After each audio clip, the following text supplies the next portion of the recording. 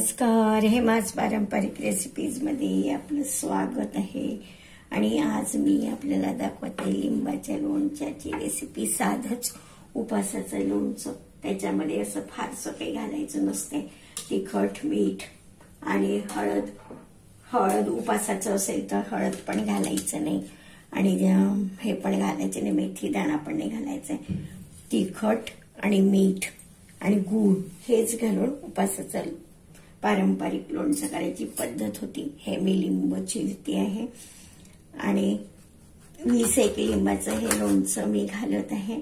आणि इथे मी ठेवलेलं आहे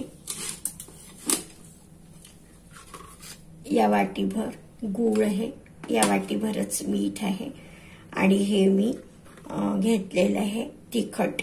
आणि आपण उपासाचं लोणचं करत असल्यामुळे हे बाकीचं घालणार नाही। परातीमध्ये तुम्हाला ते मिसळून ठेवताना दाखवते आहे।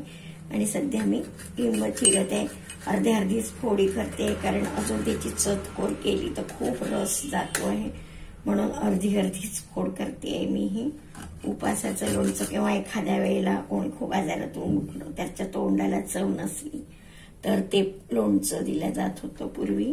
बिया काढून टाकायच्या, बिया ठेवायच्या नाही त्याच्यात।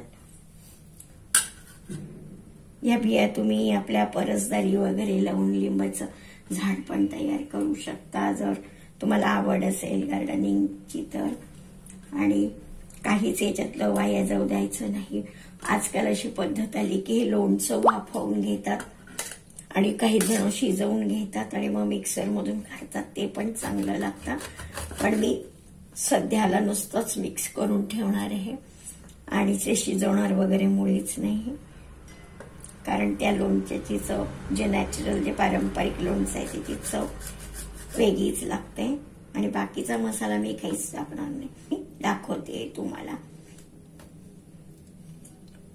बघा, हे 20-25 लिंब मला चिरायचे, 20 लिंब चिरणार आहे मी, 2-4 झाले, दाखवते नंतर। हे बघा, आता हे जे लिंबू आहे, हे लिंबू असं उभं नाही कापायचं, असं आडवं कापायचं। नवीन लोकांच्यासाठी हे टीप आहे। हे बघा, हे असं आडवं कापायचं। उभं कापलं तर त्याच्यातून व्यवस्थित रस निघत नाही आणि कडवटपणा थोडासा चवीत येऊ शकतो, म्हणून हे बघा। आता ह्या बिया काढून टाकायच्या। लोणचं करत असताना लिंबाच्या बिया त्याच्यात आल्या नाही पाहिजे। आणि हे असं कापलं की मग असं कापणं सोपं जातं। आणि तुमच्या आवडीप्रमाणे छोट्या मोठ्या कोणत्याही तुम्ही करू शकता। फोडी लिंबाचं लोणचं अतिशय गुणकारी असतं आणि गुळासोबत तर ते अजूनच छान अप्रतिम लागतं। साखरेपेक्षा गुळ केव्हाही चांगला। बघा किती छान लागतं हे बघा। अशा तऱ्हेने आपण तयार करायचं आणि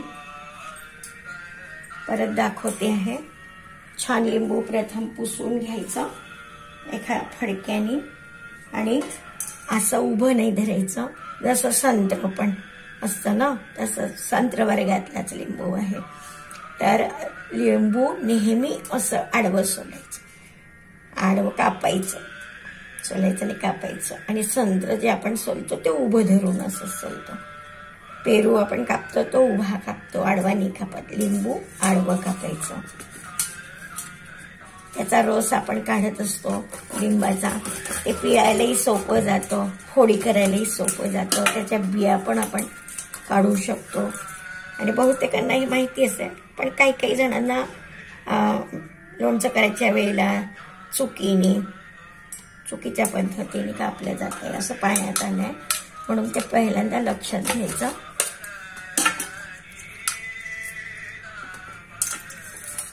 आणि फोडी तुम्ही पूर्वीच्या काळी जरा मोठ्याच फोडी असायच्या, आजकाल मिक्सर मधून फिरवून वगैरे घेतात, ते पण चांगलं लागतं। आणि ते चमच्याने तुम्हाला थोडंसं बिड वगैरे एकदम थोडंसं वगैरे देता येतं, पाव चमचा वगैरे। त्याच्यातून आपल्याला व्हिटॅमिन सी मिळतं, चव तोंडाला टेस्ट येते आणि असं छान सगळं छान तब्येतीला, केसांना, डोळ्यांना सगळं छान आहे। हे बघा, आता आपण हे कापलेले आहे आणि 3 लिंब थोडे खराब आहे म्हणून त्याच्यात घातले नाही.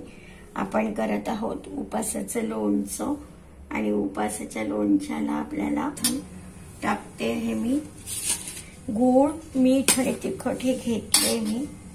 गूळ, मीठ आणि ह्याच्यात हे मीठ मी असं अंदाजाने घेतलंय. साधारण या वाटीभर आहे, पण एवढं टाकणार नाही आहे, थोडं कमी टाकणार आहे. हे बघा, हे टाकते मी त्याच्यामध्ये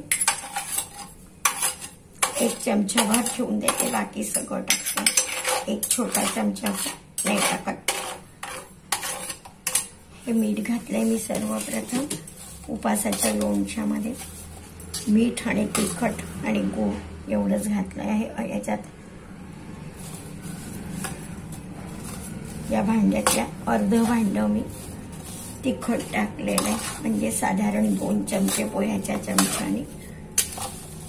आणि मिक्स करून अंदाज घेऊ आणि मग हे करूया.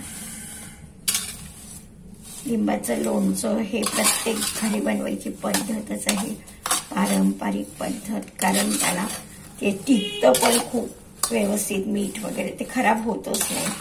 त्याच्यामध्ये थोडं पाणी नाही जाऊ द्यायचं. त्याचे 2-4 कसला याचा चमचा नाही जाऊ द्यायचा दुसऱ्या कोणत्या वस्तूतला. ते बरोबर छान टिकतं. व्हिटॅमिन सी याच्यात भरपूर असतं. चव मुख्य म्हणजे आजारी माणसाला वगैरे तो खूप मुरलेलं लोणचं द्यायचं मात्र आजारी व्यक्तीला. आता अजून टाकते थोडं, म्हणजे 2 पोह्याचे चमचे मी टाकलं होतं, अजून 1 तिसरा चमचा टाकते आहे. आणि या वाटीभर म्हणजे या वाटीनी 3/4 भाग मी टाकलेला आहे मिठाचा, थोडं ठेवलेलं आहे. हा गोळी साधारण तेवढाच आहे. 3/4 वाटीभर नाही आहे पूर्ण, तो मी घालून घेते ह्याच्यात आणि छान मिसळून ठेवून देऊया.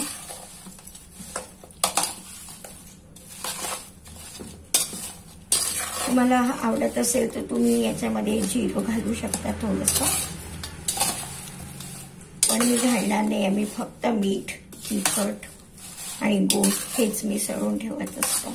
आणि ते ह्याचं मग ते मसाले वगैरे घालून आम्ही दुसरं लोणचं करत असतो. ते मी करी. अजून लिंब थोडे स्वस्त झाले की सध्या महाग झाले आहे प्रत्येक गोष्ट. लिंब पण खूप महाग आहेत, पण होती ते स्वस्त एखाद्या महिन्याने ते महाग आहे. आणि हे हिवाळ्यातलं लोणचं घातलं तर टिकतं पण. हे पावसाळ्यात जे लिंबू येतात काही जागी ते त्याचं लोणचं टिकत नसतं, पण हिवाळ्यातलं आणि जानेवारी फेब्रुवारी ते येत असतो लिंबाचं सगळं मोसम, तर ते पण टिकतं.